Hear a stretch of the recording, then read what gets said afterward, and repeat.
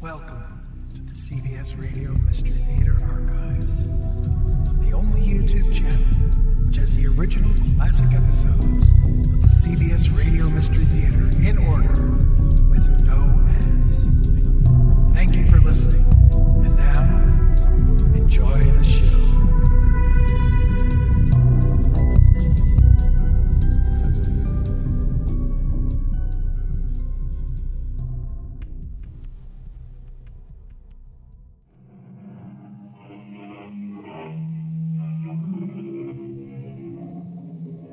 Come in. Welcome. I'm E.G. Marshall. There is almost no one who doesn't thrill to a horse race. I don't mean the idea of winning. I mean the beauty of these immaculate animals, groomed, bred, and destined for a fleeting 2 minutes or so in the poetry of combat that allows only one winner. To watch is one experience. To bet is another. But the greatest and most absorbing of all is the search for that special horse. And having found it, to devote your life and your love to bringing him to the peak of his inherited powers.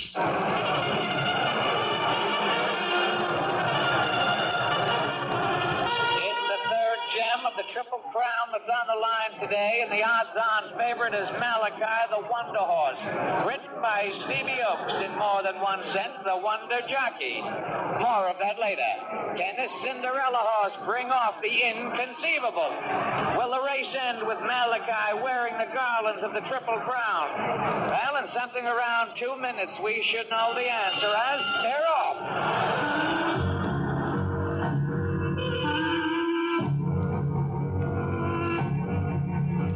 Our mystery drama, The Triple Crown, was written especially for the Mystery Theater by Ian Martin and stars Jack Grimes.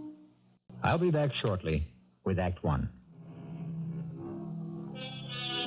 The Sport of Kings is aptly named.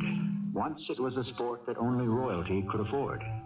But every so often, the magic barrier is broken, and the outsider is in the inside ring. The long shot, the maverick, the Seattle Slew. This is the story of a horse named Malachi, a giant among his fellow equines, and of the two men who loved and gentled and handled him.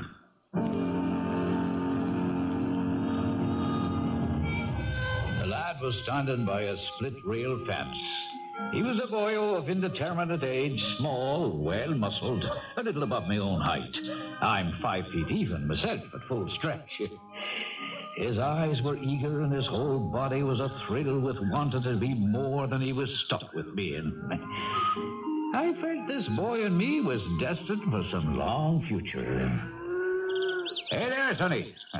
You live hereabouts? Oh, sure. This is my father's farm. And don't call me Sonny. No, don't be after getting your back up. I meant no harm. What would you like to be called?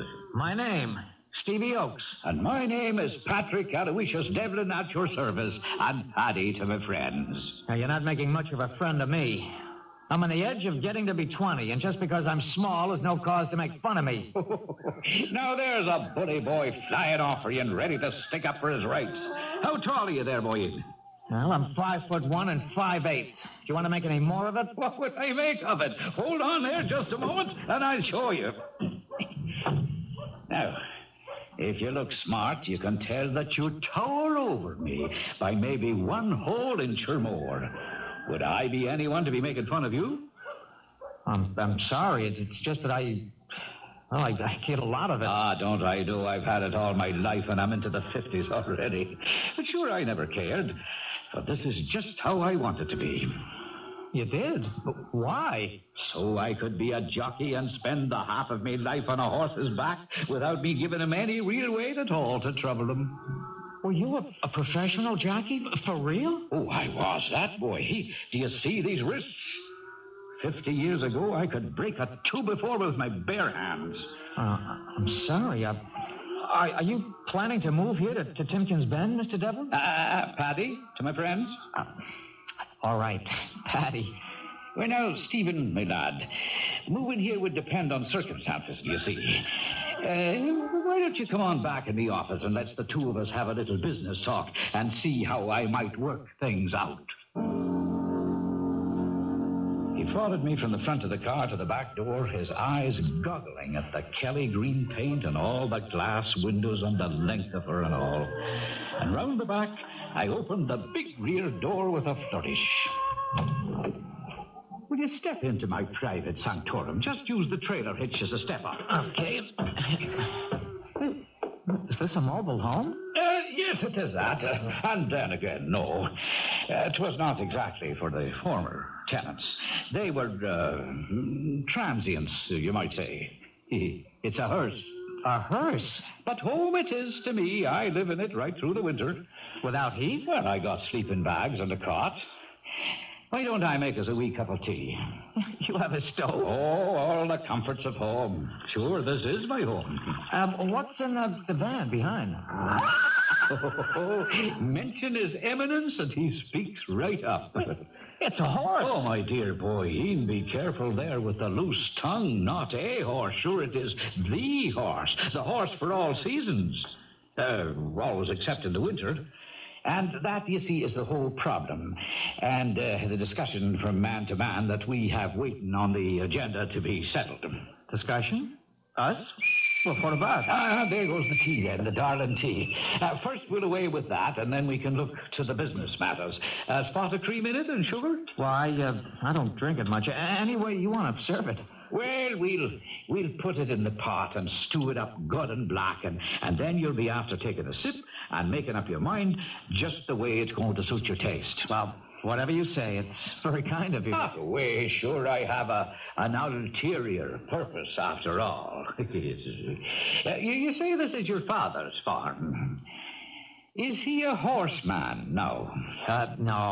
No, we grow grain, corn, and we have enough cows and pigs and chickens to feed us. I noticed coming around by the road a big fine barn. Would that be yours? Well, yes, sir. Would it be having a stall now, a good size, that might fit a big horse? Oh, yes, there's 3 or 4. And do you think your da could be using a handyman for the winter season? Well, I reckon not, Mr. Paddy. See, he's got me, and I come free. But so would I. Well, just the board for me and the room and the board for Malachi. Who's Malachi? The horse boy. Next year's Triple Crown winner. You mean that's a racehorse you have in the trailer? Oh, that's what he is. A real honest-to-gosh racing horse? Biggest colt you'll ever see, Stevie, and the fastest thing on 4 legs in this or any country. A real thoroughbred. And you own him? With all the papers to prove it. Well, has he ever won in races? Well, now, he's only been to the post twice. The first one, he got a bad ride. A green kid broke him bad and bumped another horse, so they set him back out of the money. And the second time out, he won a maiden race near Philadelphia and made us $5,400. Just enough to pay off all our debts. Those are the only races he's had, huh? Well, to tell you the truth, I've been having a hard road to hoe just to keep owning Malachi. You see, he eats a powerful lot. He cost me pretty near $20 a day, and I wasn't making that much just exercising horses and grooming. I couldn't afford the entry fees, and he's a great horse. He's the only one I brought up all the way from a colt. I wouldn't want to lose him. He's all the family I have. Would you like to see him? I let down the runway and backed Malachi out. He came gentle as a lamb, Lord bless the big beloved Spalpeen. Oh, he was a sight to see. A deep chestnut with a great black mane that stood 17 hands at the withers and weighed 1,200 pounds on him still grown. He's saying hello to you, Stevie. Oh, Paddy. He's the most beautiful thing I've ever seen in my life. Hello, Malachi. He's the biggest horse I've ever seen. Man, does he look strong. Oh, you could put this horse in the Indianapolis 500 and he'd go the distance like it was 5 furlongs. He's that strong. That's why he's named after Malachi. Well, who was Malachi? What? Did you never hear tell of Malachi? Oh, why, he was the strongest man in all Ireland. Malachi was so strong, do you see, he could pass his hand up over the back of his neck, catch himself by the seat of his pants, and hold himself in the air for 40 minutes altogether. Well, now I know you're putting me on. Oh, still and all, would I love to be up on him. Oh, can you ride, boy? Well, I exercised Mr. Squire's horses. He's the rich man. He used to live next door. Oh, but does he not live there anymore? Well, not since he sold his stable and moved back to New York. Now, there wouldn't, all the same, be an exercise track there. Oh, sure. A great big one, all cindered and flat. Stevie, my lad, I said the moment I laid eyes on you, we were heading for a long future. Oh, I had the second sight, all right. Oh, this'll be a grand place, Malachi. A darling place with all the comforts of home. Come on, Stevie. Let's away off now and talk your father into seeing it my way. I kept the hackamore on Malachi and decided to take him along. The farmhouse was a short walk away, but long enough for me to have my spirits dampened considerably by Stevie, who obviously was a bit scared of his father, who turned out not to be his real father at all, but his mother's second husband. And one look at Mr. Oakes, and I could see good reason why he might put the fear of God in anyone. Steve, where the Sam Hill have you been? You got chores to do, and I want you out in the fields with me after dinner haying. Where you been hiding out? Well, I wasn't hiding out, Pa. I was talking with Mr. Devlin. You mean this skinny little hobo here? You the one with the green rattletrap out there by my fence with... Name of Jehoshaphat. What's that monster there? That's Malachi. He's a racehorse. That ain't no racehorse. Slow as molasses, I'll warrant. But hitch him up to a plow, I bet he could turn as straight a furrow as a tractor. Just about as fast. I know, begging your pardon, Mr. Oakes. This is no workhorse. This is royal line all the way. Malachi is out of Castine Houdahan by Brian Boru. And I have the papers to prove it. Well, Patty says he'll win the Triple Crown next year. In a pig's eye. Where would a little tramp like this get the money to enter a race like the Derby? I'd run him in a few stakes come the spring, and with the purses we win, there'll be enough for the entry fee. Why aren't you running him now? Well, I was out of money, do you see? I couldn't get him to Florida or California, so I'm looking for some winter quarters. Well, if he's so great, why couldn't he have won enough money to see you through? Well, 3 different times I had him ready to run, but the old banshee on the broom interfered. What does that mean? Fate. Get out of here. Any minute now, I suppose you'll want to sell me the Washington Monument. Yeah, no, not quite. But I do have a little business to discuss. Well, Mr. Devlin wanted to exchange his work around the farm and, sharing chores for his board and one of the horse stalls for Malachi and some food and fodder. That monster? He'd eat us out of house and home. Well, that's supposing I offered you a small share in Malachi's winnings. Yeah, but he'll never win anything, that big overgrown plug. Now I'll swallow all your insults and your sneering, Mr. Oakes, if you direct them at me. But you keep your tongue off Malachi. Why, you little pipsqueak. No, Pa, no, don't hit him. No. If it's fighting you want, I give you... Mr. Devlin, are you hurt? Let me help you up. Never mind me, boy. Watch out for Malachi. Get his bridle. You get up, Devlin, and keep that loco horse off of me. Hold him, Stevie. Gentle him. Down, Malachi. Down. Easy, boy. Easy. All right, Malachi. Attaboy. Attaboy. Patty, are you hurt? Oh, well, sure, it's only me old hip thrown out of line again. We can get it back in place.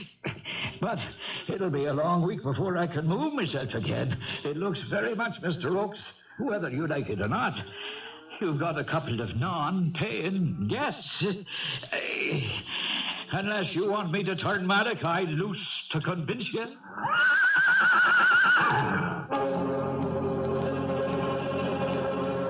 A shaken Mr. Oakes looks from the small man, writhing in pain, to the huge horse, his ears flat against his skull, his eyes rolling wildly at the farmer. It's a moment of decision he doesn't relish, but it's one he's got to make.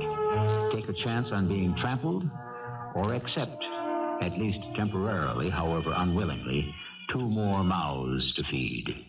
I shall return shortly with Act 2. The Kelly Green hearse, almost down to its last gallon of gas, has been maneuvered into the Oaks barn. It is parked near a roomy stall, newly hosed down and freshly lined with crisp new straw. Occupying the stall is a contented Malachi.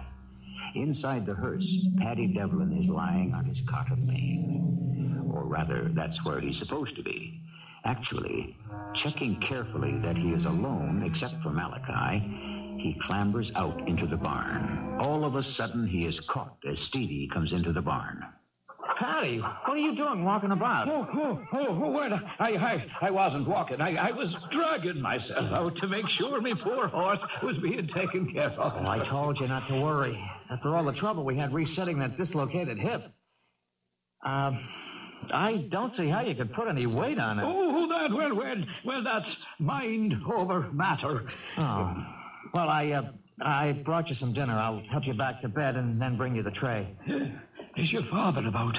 Oh, he and Ma are checking some accounts. Oh, wait. Then maybe I'll just rest myself a little on this old milk stool here, and we could pull up a bale of hay for a table. You're sure you can sit all right? Oh, when I put pain behind me, it doesn't trouble me in the place I have to sit. That's fine. Well, I'll bring a barrel over. You can use that to eat off of. Oh, lovely that is. There it is. I'll get the tray. I hope the food is still hot. Hot or cold, it smells like the broth of the gods. There, it's also a delight to the taste buds. Well, I was a little worried you mightn't feel like eating. Not feel like eating? Me stomach is so parched for food, me middle vertebra are shining through me belly button. How's your father feeling now? Well, he wasn't the one who got hurt. Well, I didn't mean that at all. I meant about me and Malachi wintering here. Oh, I don't know. He was feeling kind of guilty. He, shoved you and you fell down and got hurt. I think all he had in mind was till your hip was better. Well, you could ask him yourself. He just came out of the house on the way here. Oh, there you are. What there is this? Oh, me hip. Help me quick into the hearse, Stevie, lad, and onto me bed at bay. I have you. Easy. No, holding back. No, you better not to hurry now. That's a matter of opinion. In with me now. All right. There you go. Are you all right?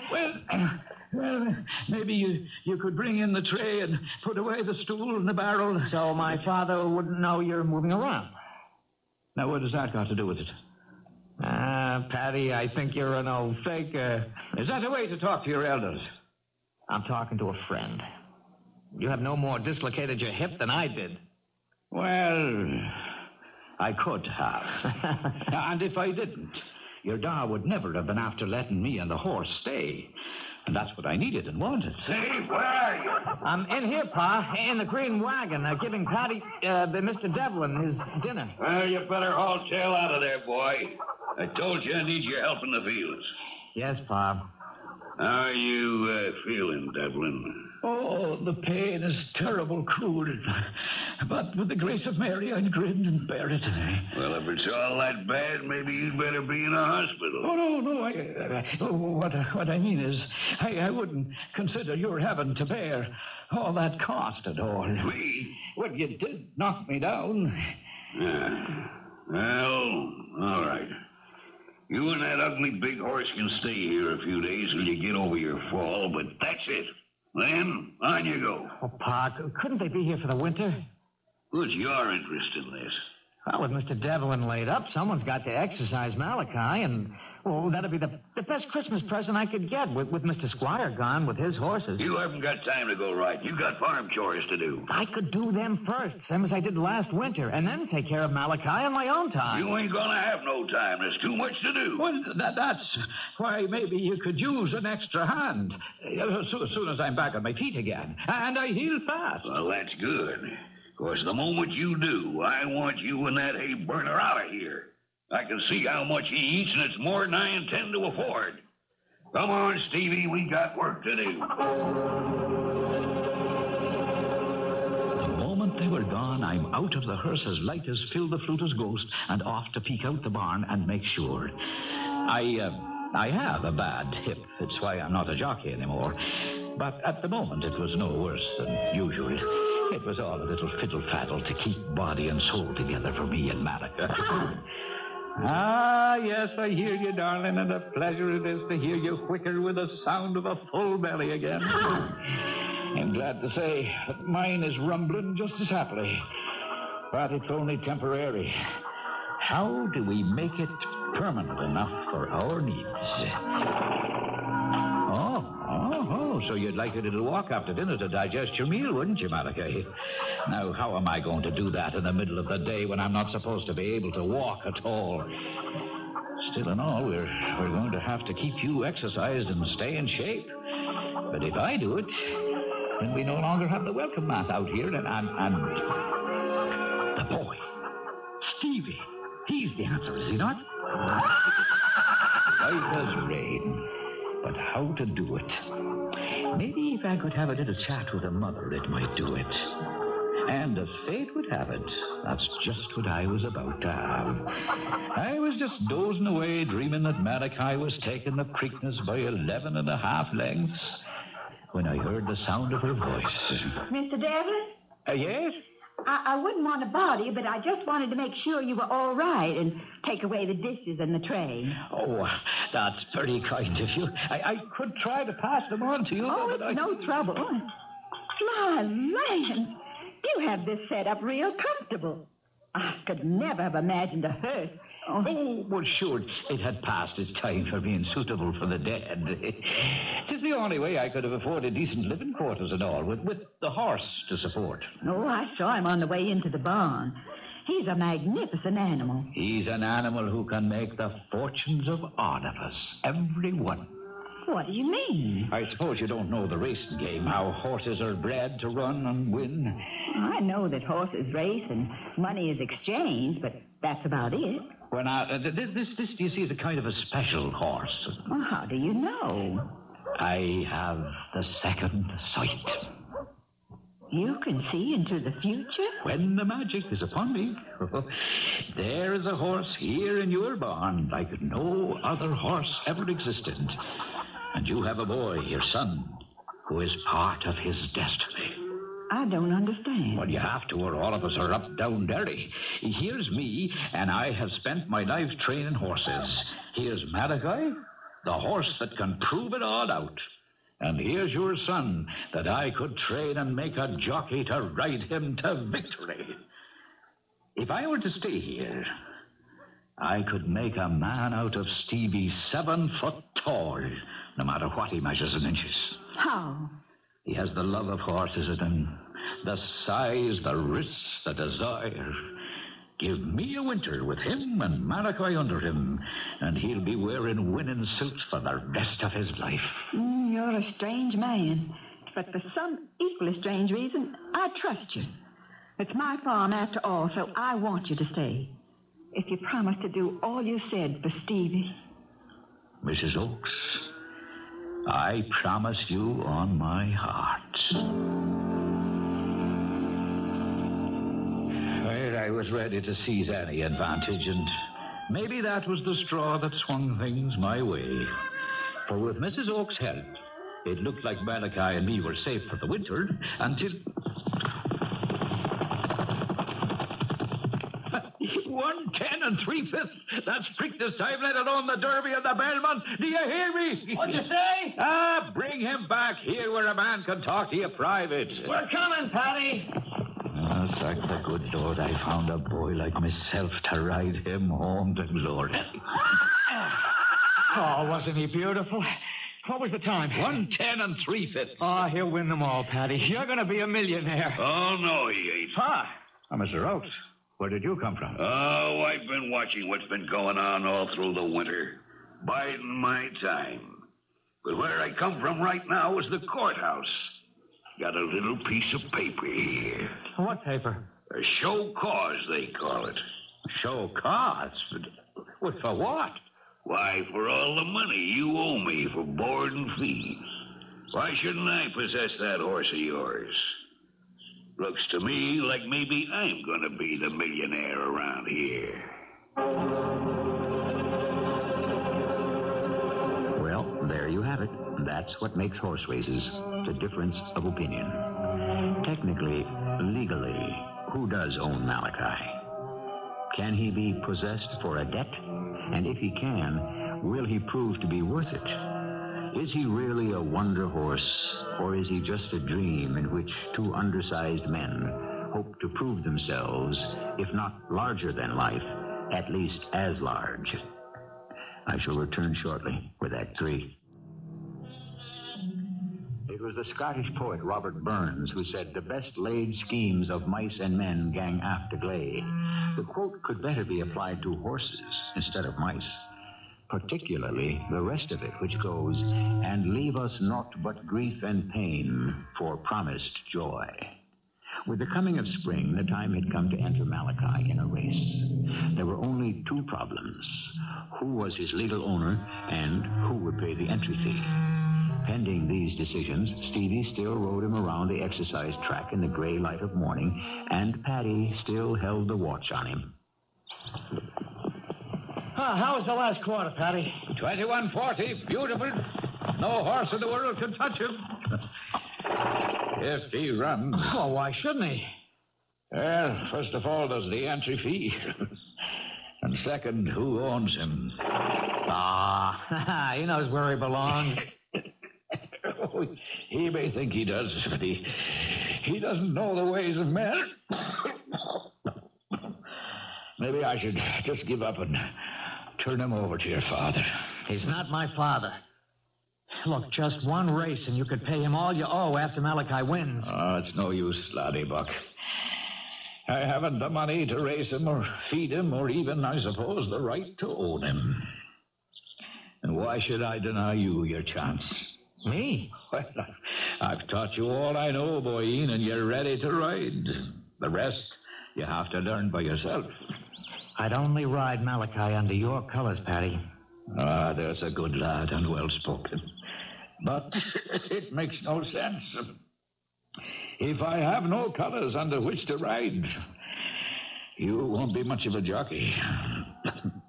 Come on, Patty, there must be some way out of this. The courts haven't decided yet that you have to give up Malachi. What else can they decide? The only assets I have are a broken-down Kelly Green hearse, a trailer, and the greatest unrecognized racehorse ever broke from a starting gate. But it's so unfair. You worked for my stepfather all winter. There was no contract. But, by the Lord, nobody's taken him away. What are you going to do? Now, this is just between us, Stevie. Right. Your stepfather is a greedy, growling man, and right or wrong, I'll never knuckle under to him. Someday I'll pay him the money that I owe. But I won't let him grind me down or steal my horse. Now, any night now, when the moon is dark and I find my time, I'll be off and away and let Mr. Morton Oakes go looking for me. But Malachi is going to race. He'll be in Mexico or Canada, and let him come after me then with his writs and his lawyers. But what about me? You? Son, you're a rider. You get to the tracks with some letters that I'll give you, and you'll find the mounts and an agent. You don't have to worry. Oh, yes, I do. I want to get away from here, too. But I don't want any horse after I've been up on the best. I want to ride Malachi. And I want to bring you the Triple Crown. Well, dreams are what keep us going. But they don't always come true. And you're coughing again. You still have that cold. Oh, sure, I think it's... What do we call it in the world today? Psycho something. Psychosomatic? Yes, that's it. All in the mind. Everything is all in the mind. But you really are going to run away. Oh, the first chance I get. For all I can see, 'tis the only chance for me.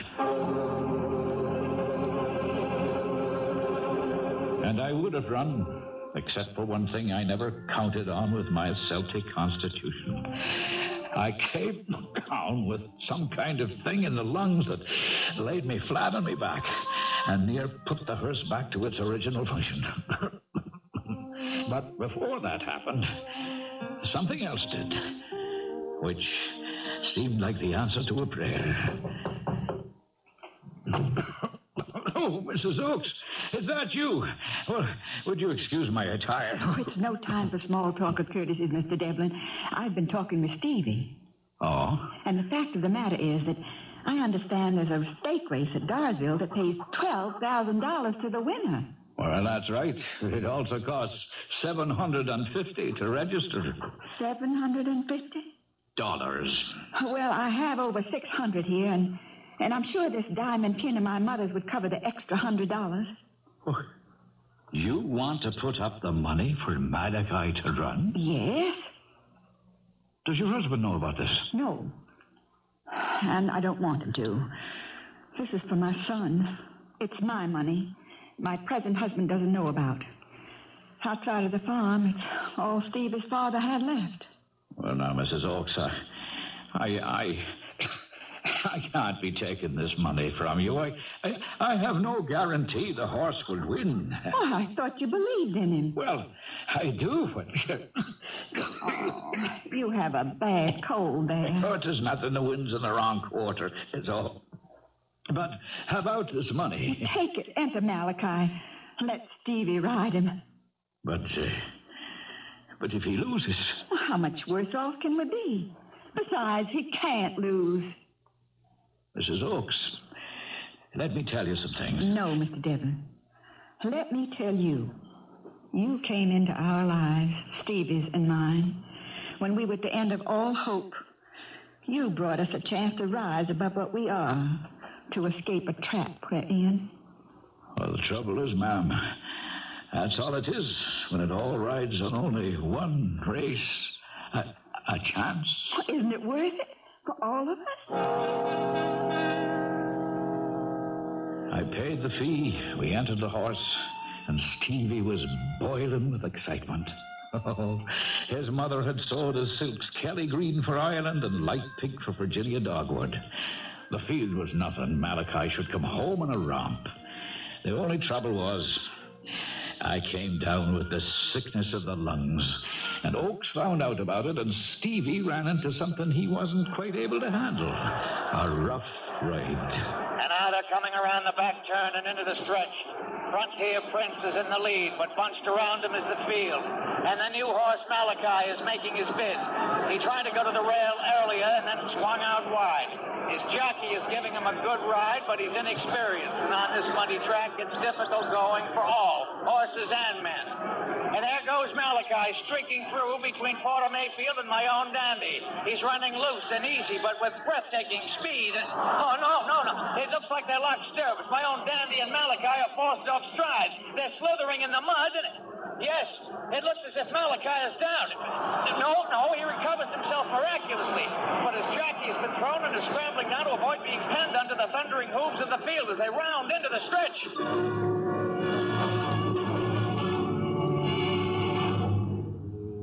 What do you say when you lose a race? There are 1,000 excuses, and not one of them worth a tinker's dam. You lost. That's all that counts. And your creditors are the last ones to have a drop of sympathy at all. What are you up to now, Devlin? Oh, just seeing the horse gets his exercise. So what? To be also ran again? No, Mr. Oakes, that was fate, bad luck. I hope so. Since any day now, it'll be my horse. I'm glad the court agrees with me. You had a heck of a nerve running him without my say-so. You'll never do it again. You could be right. You want to hold the stopwatch on him? Why should I when I got a flunky to do it for me?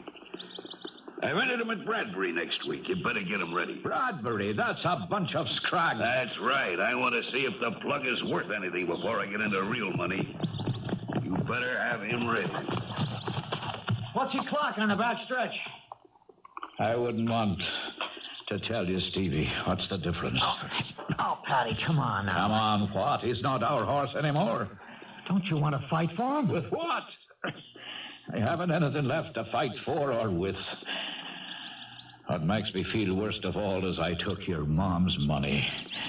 How am I ever going to pay her back? What is it, Malachi? Oh. My name is Squire. I believe this happens to be my property. Are you enjoying the use of it? Mr. Squire, it's my fault, sir. I just thought since the track wasn't being used... Why not, Stevie? And from what I saw just now, for what better use? It was only a rough gauge by my wristwatch, but I did clock that magnificent big monster in 57 odd for 4 furlongs. 56.8 to be exact. Fantastic. Where do you plan to race him? Well, Mr. Devlin thinks he could win the Triple Crown. He's a 2-year-old. I knew there was a reason I had to get back to Virginia. Is there any way I can be a part of this? Well, I'd be proud to have you share in it if you buy my jockey as well as my horse. But first of all, I have to pay off a few debts. I'd be happy to discuss those. And later, our future. I should say yours. I'm at an age where the only satisfaction I have is seeing other people attain all the dreams I missed.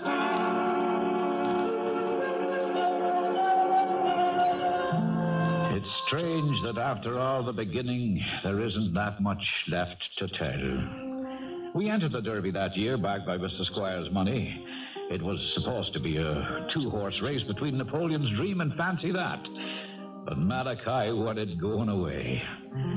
By the Preakness, all debts were paid off, and I owned my horse outright. We took the Preakness by 2 lengths.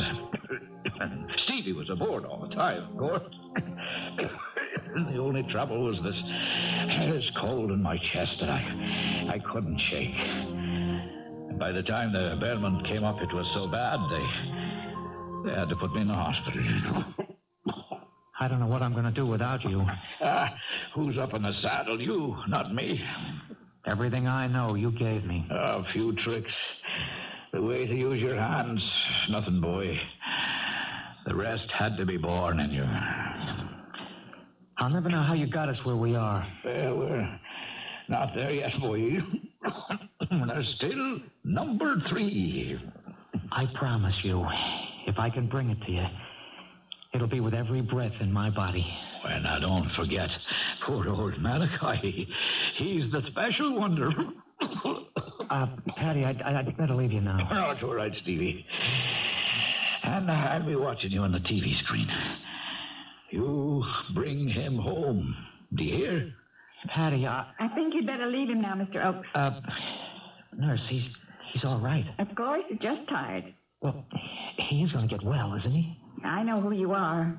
You go win the Belmont for him on that marvelous Malachi, and what else can he feel but 100%?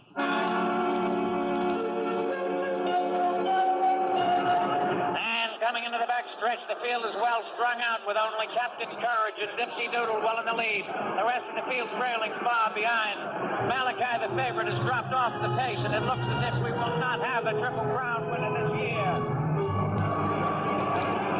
I lay in the hospital bed, listening to what seemed like disaster. I watched the TV, and I tried to tell Stevie and Malachi to boot it home. But, of course, there aren't any words. It's all beyond us to shape or change events, isn't it? You mind if I join you? Oh, Mr. Squire. I made a pretty good investment in that horse of yours, didn't I? You know, I should have let you in for more than 10%. It doesn't matter. As a businessman, I can't figure out how you could have let me off that cheap. I told you. It didn't matter. Well, it's only I want the boy. I want Stevie to have it all. Because I trust him to take care of the horse. I know. And he will. What's the matter with the TV? I don't hear it now. Did we win? Did we take it all? We did. You did, Paddy. And Malachi, the Triple Crown. Oh, that's great. That's truly great. And what about the boy? Stevie, he owns it all. Not only the Triple Crown, but the horse, too. Isn't that the way you wanted it? Oh, sure. But it's a seldom thing in life it could turn out that way. How did it? Why don't we just say that the angels were on your side, Paddy? I'll buy that. I'm near enough one myself. It's coughing all. Not long for this world. I wish I'd met you sooner, Mr. Squire. You met me just in time.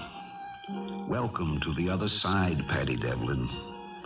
I died long enough before you to welcome you in, even if I had to come back across the divide long enough to coax you to join us. You mean that I'm dead? It's not as bad as you think. But there are no. I mean, it's not for me. This is one place that the ponies don't run. Why not? And just imagine the fields, Man o' War, Northern Dancer, Canyonero, Majestic Prince, Foolish Pleasure, Bold Forbes, Seattle Slough, Aladar, Affirmed.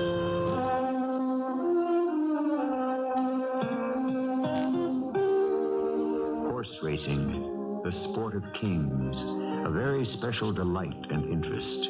If the ponies run in your blood, if the sound of that trumpet thrills you and rivets you to your seat, it is a special world of disaster and triumph. It is a world that never quite ends within this world of ours. And if you have ever had the fever, perhaps extends to the one that exists beyond. I'll be back shortly. Stevie Oakes is a legend now, of course.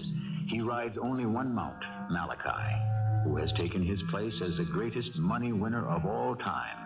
All of which went to Stephen Oakes and his mother as co-owners. What's that? Morton Oakes? I don't know. The last anyone heard, he was still trying to bring suit in a hopeless cause. In horse racing, there are only two kinds, and sometimes the loser deserves all that's coming to him. Our cast included Jack Grimes, Ian Martin, Jackson Beck, and Joan Arless. The entire production was under the direction of Hyman Brown. You enjoyed this episode of CBS Radio Mystery Theater. If you've enjoyed this and want to hear more, please subscribe to this channel. You can also visit my other YouTube